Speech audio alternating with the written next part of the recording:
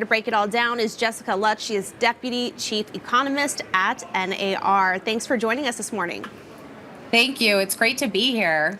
Now, can you share some of the single female home, why single female home buyers has nearly doubled since 1981? What do you think is really driving this shift forward? So it's very clear that women really prize homeownership. This is something that's incredibly important to them. They're willing to make a lot of financial sacrifices to get there. They are more likely to be caregivers. So they are more likely to be single moms or perhaps purchasing a multi-generational house.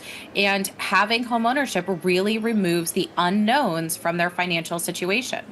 And single women are buying homes at a lower median income than single men as well.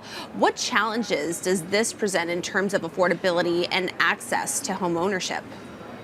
Well, we know that housing affordability and inventory is a really big problem for today's first-time homebuyers, and yet single women are really outpacing men. In fact, for first-time homebuyers, we actually see it's a quarter of the overall first-time homebuyer market.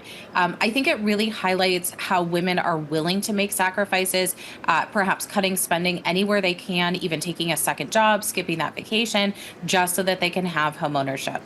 And Jessica, the median age for first-time single female buyers is 40 compared to 34 for men. What factors contribute to this gap, and do you see it changing in the near future? I think that single women have to save for a longer period of time.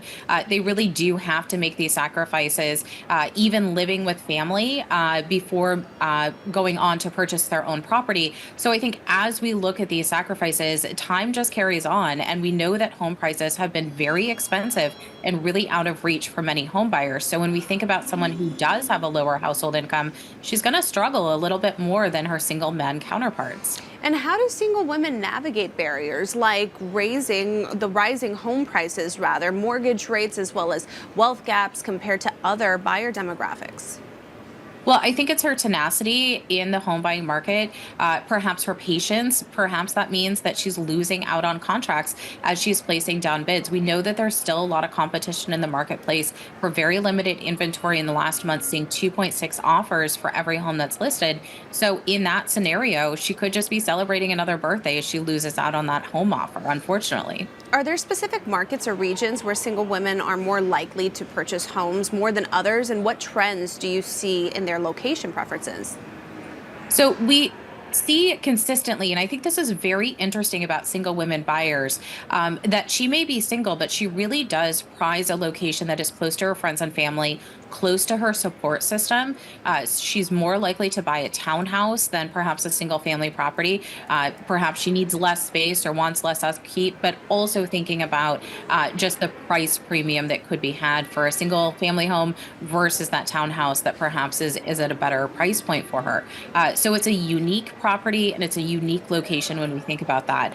I do think that marriage rates plays a factor here too. So thinking about lower marriage rates in some areas of the country means perhaps more single buyers. And how has access to financing or government programs as well as employer benefits helped single women overcome homeownership challenges?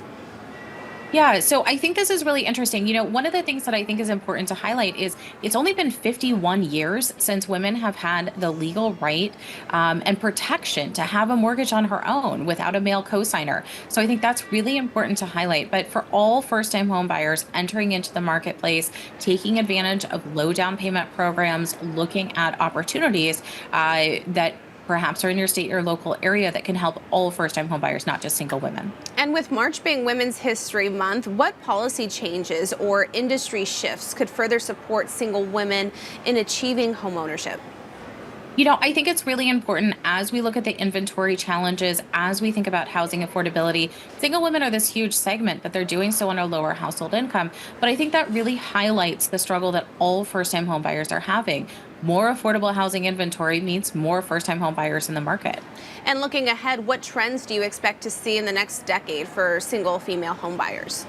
Well, I don't think she's going anywhere. I think we've seen this consistently for more than 40 years in our data. I think she's going to be here to stay. It's a rising share, and we know she is a powerhouse in the market.